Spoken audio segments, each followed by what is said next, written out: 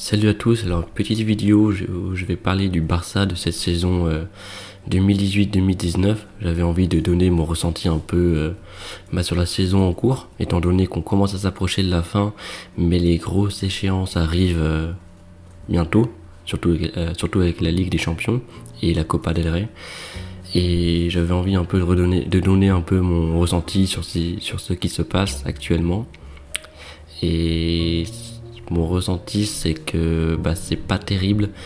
En fait, le gros problème, à mon sens, c'est que les résultats sont bons. C'est-à-dire qu'en Liga, on est premier, en Copa del Rey, on est en finale, et en Ligue des Champions, on est quand même plutôt bien parti parce qu'on a eu un tirage pas trop mauvais. Mais le problème, c'est que ces résultats, en fait, ils cachent un problème de fond. C'est que le jeu est vraiment pas terrible. Il y a beaucoup de problèmes dans le jeu. Et à mon avis, on va avoir ces problèmes trop tard, c'est-à-dire qu'on va les voir contre Liverpool ou en finale, si on arrive à battre Manchester United, bien évidemment, ce qui est pas forcément sûr, hein, parce que le Barça, souvent quand il est donné favori, il a un peu du mal, et je pense quand même que le Barça est donné favori face à Manchester United, donc j'ai peur que ça soit pas si facile que ça. Après, pour être honnête, c'était quand même un tirage que j'attendais perso. C'est l'une des équipes qui me faisait le moins peur. Mais bon, on sait jamais. Mais voilà, moi je pense que le problème du Barça, comme beaucoup de gens le pensent également, il vient de l'entraîneur Valverde, qui pour moi est vraiment pas l'entraîneur qu'il faut pour le Barça. Pour moi, c'est vraiment... Peut-être que dire que c'est le seul fautif dans le jeu du Barça, c'est peut-être un peu fort, mais je pense quand même qu'il a un impact qui est vraiment énorme, et pour moi c'est vraiment pas l'homme de la situation pour le Barça, pour plusieurs raisons en fait. Alors je vais rien vous apprendre de nouveau, hein. Je pense que n'importe qui regarde un peu les matchs du Barça cette année, il a vu ses problèmes. Déjà par exemple, je pense que sa gestion du vestiaire est vraiment pas terrible, et je suis pas le seul à le penser.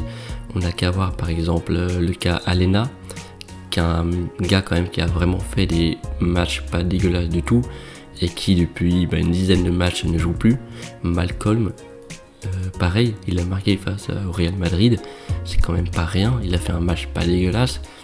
Depuis décembre, il n'a plus joué, je crois. C'est quoi le problème, j'ai envie de dire, pourquoi il ne les fait pas jouer? Moi c'est ça que j'arrive pas à comprendre, j'arrive pas à trouver une raison valide de ne pas faire jouer ces deux joueurs.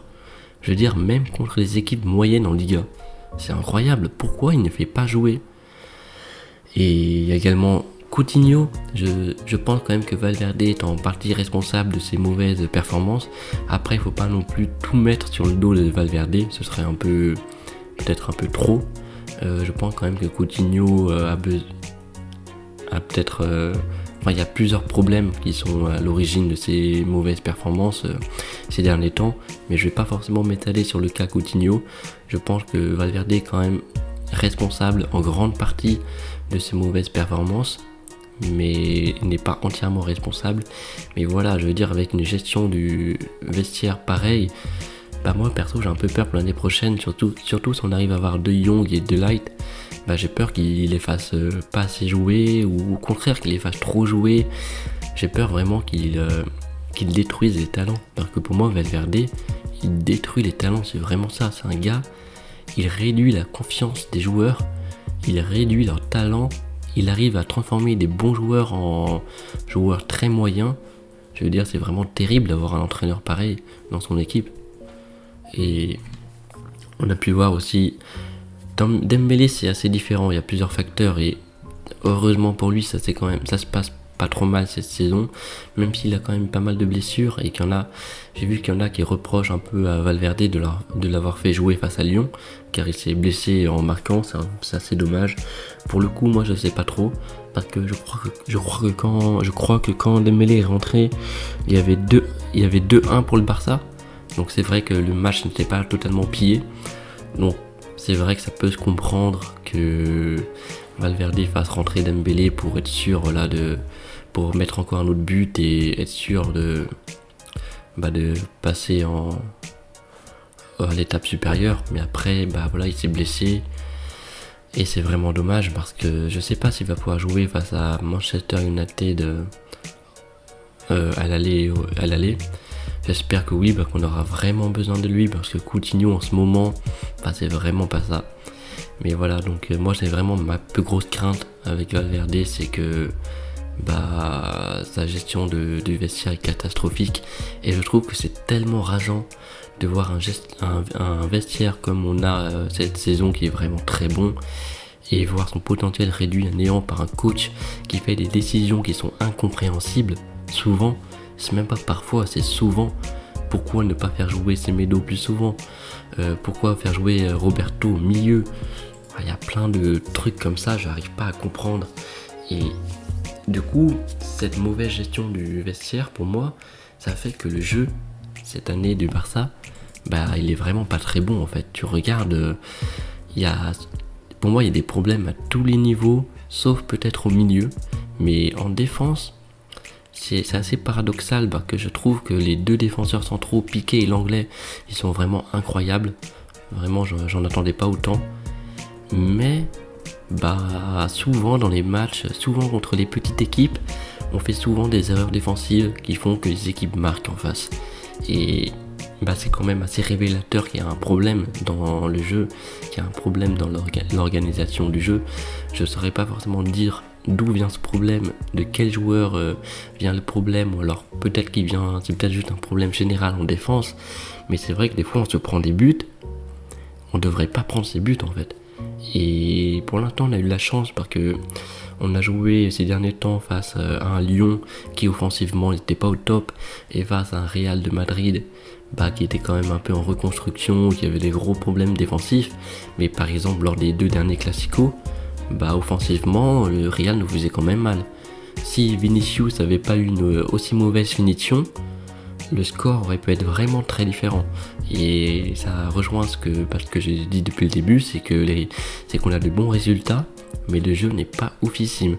Et que je pense qu'on peut s'avérer vraiment très chanceux, très chanceux sur certains résultats, notamment lors du Classico, où on s'en sort très bien.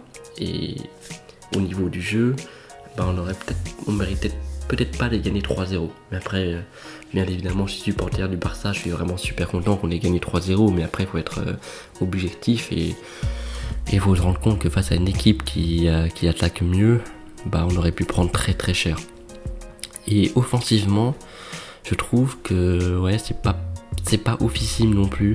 La faute à un Suarez qui fait souvent de mauvaises performances, faut le dire, même si il a fait une très très bonne performance face à Lyon. Jusqu'à là, les matchs avant Lyon, c'était vraiment pas ouf du tout. Et moi j'ai peur vraiment que ça nous coûte de la victoire en Ligue des Champions.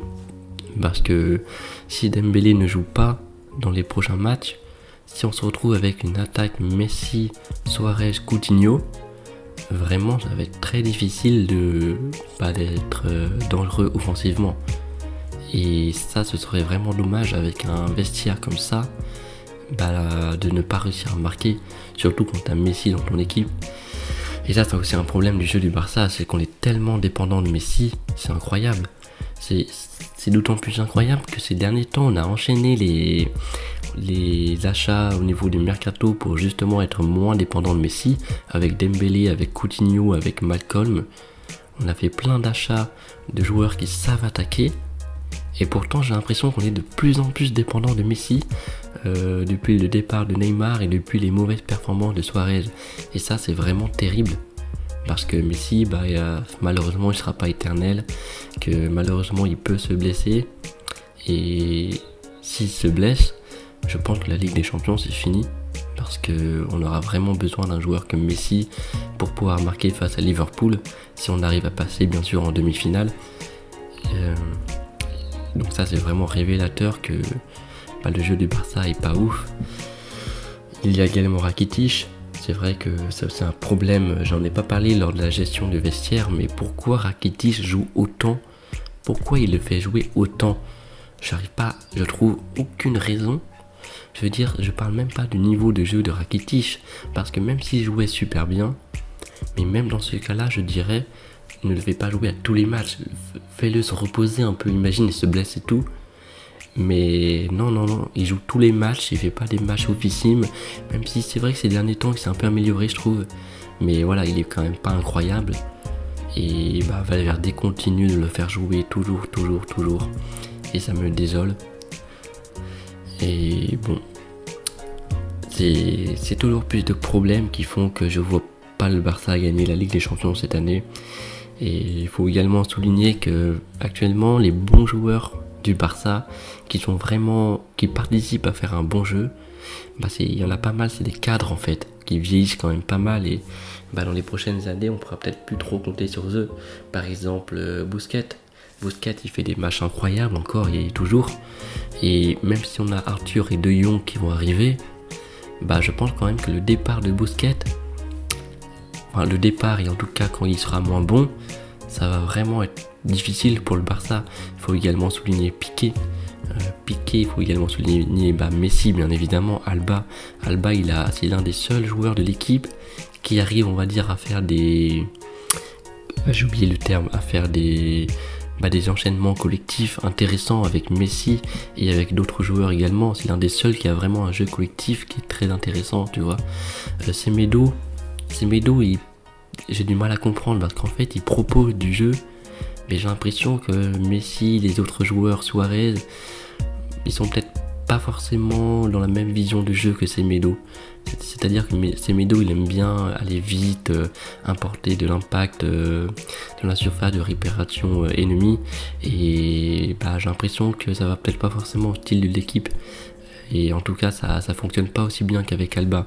Mais c'est vrai que le Barça a quand même des cadres qui vieillissent, et autant je trouve que les derniers mercato on a été plutôt gâtés parce que voilà, le Barça n'a pas hésité à sortir des grosses sommes pour assurer son futur, avec De Jong, avec Delight sûrement, avec Dembélé, Coutinho. Vraiment on sent que les supporters ont été écoutés, mais l'entraîneur ne suit pas.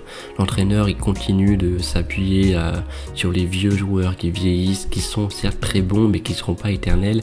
Il va falloir commencer à réfléchir à leur remplacement, mais pas leur remplacement au niveau des joueurs, mais plus à leur remplacement au niveau du jeu. C'est-à-dire que va jouer comme Busquets ou Alba, ça s'apprend. Ça se fait pas comme ça du jour au lendemain, et justement c'est maintenant que les nouveaux joueurs comme Arthur, Alena, Malcolm et tout, ils doivent commencer à apprendre à jouer le style du Barça. Faut pas attendre que les vieux cadres qu'ils soient partis et que d'un coup on met les nouveaux dans leur rôle, mais ils arrivent pas, ils ont du mal, et du coup là les résultats seront forcément moins bons si en tout cas on regarde au niveau du jeu. Après, comme je l'ai dit au début, Valverde est vraiment très chanceux au niveau des résultats et qui sont vraiment super très gentils, on va dire, par rapport au jeu proposé. Donc voilà, c'était à peu près ce que je voulais vous dire au niveau de mon ressenti en tant que supporter du Barça de cette saison. Bien évidemment, j'espère qu'on va pouvoir faire le triplé. Il est encore à notre portée. Il est vraiment à notre portée. J'y crois cette année. Je dis pas que je suis pas sûr qu'on va le faire. Ça va être difficile, mais on peut le faire. Et voilà, le plus dur reste à venir. J'ai vraiment peur de Liverpool, mais on verra bien. Et donc merci d'avoir regardé cette vidéo, et à plus pour une autre vidéo, peut-être sur le foot ou peut-être pas, je sais pas.